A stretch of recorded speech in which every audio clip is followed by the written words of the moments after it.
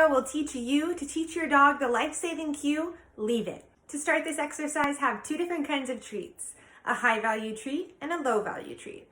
Put the low-value treat in one hand and a high-value treat in the other, and then close your hands. Put the high-value treat behind your back and present the low-value treat to your dog. Your dog will go to investigate your hand and then wait it out until they stop. Once your dog stops investigating your hand, you're going to mark it with a yes and then reward them with the high-value treat from behind your back. Yes! Now we're going to up the criteria a little bit and wait for our dogs to make eye contact with us after they stop investigating the low-value treat.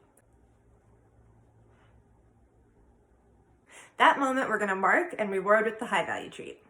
Yes! You're going to repeat the steps until your dog is offering you eye contact after you present the low-value treat. Yes! Practice a few more repetitions, lowering the low-value treat closer towards the floor with every rep. Yes! Now we're both going to increase and decrease the criteria in different ways. We're going to increase the criteria by placing the low-value treat on the floor with our hand over it.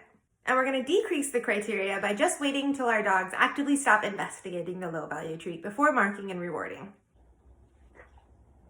Yes! And once your dog is successfully leaving the low-value treat on the floor, we can start waiting for that eye contact again before we mark and reward. Yes!